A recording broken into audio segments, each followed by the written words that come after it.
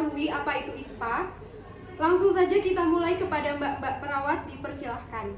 Baik, selamat pagi Ibu-Ibu. Pagi. Baik, kita di sini mau ada penyuluhan nih tentang ISPA. Nanti kita akan menyuluh tentang ISPA ya Ibu-Ibu. Sebelumnya Ibu-Ibu tahu nggak ISPA itu apa? Pernah dengar Mbak, tapi lupa kepanjangannya apa, kayak napas-napas gitu. Iya ya, setauku juga ada masalah tentang napas gitu. Tapi kalau lebih dalamnya nggak tahu sih Mbak. Apa bahaya banget kalau kena ISPA? Baik, jadi gini, ISPA itu singkatan dari infeksi saluran pernafasan Ibu. Infeksi saluran pernafasan merupakan penyakit saluran pernafasan bagian atas atau bawah yang biasanya menular dan tergantung pada faktor lingkungan dan jamu dapat menyebabkan spektrum yaitu penyakit yang luas, mulai dari penyakit tanpa gejala atau infeksi ringan hingga penyakit berat dan fatal. Penyakit ini merupakan penyebab utama tingginya angka kematian ibu-ibu dan kesakitan pada balita di Indonesia. Ternyata mematikan ya ISPA itu, nggak nyangka seganas itu. Terus penyebab ISPA itu apa sih Mbak? Iya Mbak, penyebabnya apa? Takutnya kan kita secara nggak sadar udah terpengaruh dengan ISPA. Takutnya kena itu kan ngeri ya. Nggak bisa bayangin. Baik, untuk penyebab ISPA itu sendiri ibu-ibu yaitu ada virus. Salah satu virusnya yaitu rhinovirus, adenovirus, dan RSV atau respiratory syncytial virus. Namun kasus ISPA tentunya bisa disebabkan oleh infeksi bakteri. Virus dan bakteri penyebab ISPA dapat menyebar dan menular dengan beberapa cara ibu-ibu. Misalnya saat penderita ISPA itu bersin, terus ibu kena bersinnya itu bisa menyebabkan ibu-ibu terkena ISPA. Wah, berarti kita harus hati-hati ya ibu-ibu kalau ada orang bersin samping kita. Nanti takutnya ketularan loh. Iya betul, harus waspada banget gak sih daripada kayak gitu? Ya pokoknya harus dijaga ya ibu-ibu. Kalau misal bersin itu harus ditutup biar nggak terkena teman atau di samping kita itu, orang di samping kita. Kalau cara untuk pencegahannya itu gimana ya Mbak? Soalnya kan kita tuh kadang nggak fokus sama lingkungan gitu. Nah terus kalau semisal kita udah satu lingkungan itu gimana cara pencegahannya? Oke Bu, di sini tuh ada beberapa cara pencegahan ISPA. Nah, untuk pencegahan ini sudah berdasarkan jurnal ya Bu ya, jadi udah terpercaya gitu. Ada beberapa. Untuk yang pertama yaitu diwajibkan untuk vaksinasi. Nah, melakukan vaksinasi ini tuh untuk melindungi dari virus penyebab ISPA seperti vaksin flu seperti itu ya ibu-ibu. Untuk yang kedua yaitu ada kebersihan tangan. Rutin mencuci tangan dengan sabun dan air mengalir, terutama setelah beraktivitas di luar. Untuk selanjutnya yaitu menggunakan masker. Menggunakan masker terutama di area dengan polusi tinggi atau saat berada di kerumunan seperti itu ya ibu-ibu. Untuk selanjutnya ada mengikuti pendidikan kesehatan seperti saat ini ya Bu ya. Nah, pendidikan kesehatan ini itu penting untuk meningkatkan pengetahuan masyarakat dengan ISPA melalui penyuluhan dan edukasi kesehatan untuk mengubah perilaku para masyarakat. Untuk selanjutnya yaitu ada penerapan etika batuk, menutup mulut saat batuk atau bersin untuk mencegah penyebaran virus ya. Untuk selanjutnya yang terakhir yaitu ada memperbaiki gizi.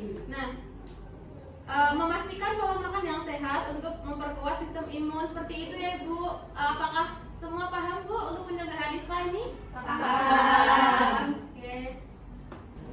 Izin bertanya Mbak, Ibu kan kalau udah kena ISPA itu gimana? Kan ada tuh masyarakat itu tuh yang ngeyel nggak mau dirawat di rumah sakit, itu tuh gimana ya Mbak?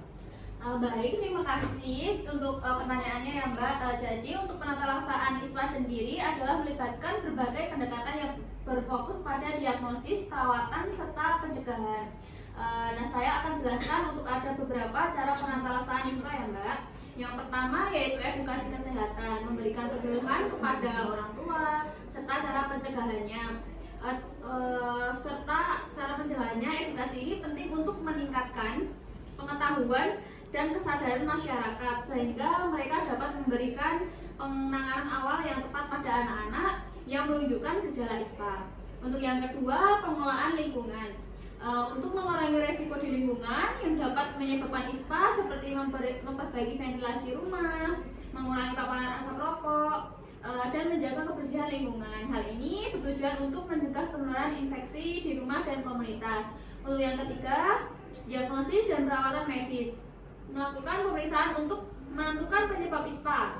Apakah virus atau bakteri? Pengobatan dapat meliputi pemberian obat untuk meredakan gejala, seperti antipiretik untuk demam dan dekongestan untuk hidung tersumbat.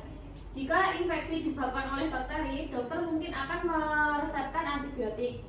Untuk yang kelima, pemantauan dan tindak lanjut mengawasi perkembangan pasien yang terdiagnosis ISPA.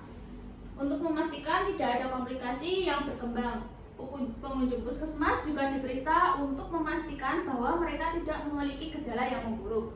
Untuk yang terakhir sendiri, yaitu vaksinasi, mengedukasi masyarakat tentang pentingnya vaksinasi untuk penyakit pernafasan seperti influenza yang dapat mengurangi insiden ISPA pada populasi rentan seperti anak-anak dan lansia. Ibu, untuk penjelasannya ISPA sudah jelas apa belum, atau ada pertanyaan? Oh iya, silahkan. Oh ya Mbak, setelah terkena ISPA, apakah ada tindak lanjut lagi selain yang dijelaskan tersebut? Apa ada semacam kegiatan untuk membantu pemulihannya Mbak?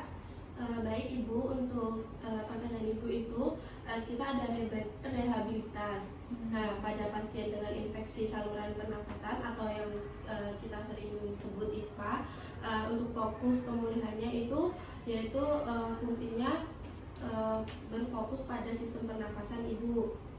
Nanti ada beberapa teknik rehabilitas seperti latihan pernafasan, penggunaan spirometer insentif, dan terapi fisik pernafasan lainnya dapat membantu meningkatkan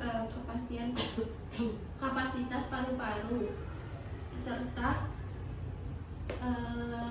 dapat membantu meningkatkan kapasitas, serta ada latihan-latihan pernafasan membantu membersihkan lendir yang ada di dalam tubuh kita Ibu. Seperti itu. Baik, sama-sama Ibu, saya kembalikan kepada narasumber. Baik, terima kasih kepada mbak-mbak perawat yang sudah memberikan sedikit ilmu terkait apa itu ISPA. Pendidikan kesehatan tentang ISPA sangat penting untuk meningkatkan kualitas hidup masyarakat. Mari kita bersama-sama membangun kesadaran masyarakat. Sekian dari saya, terima kasih atas perhatiannya dan waktunya.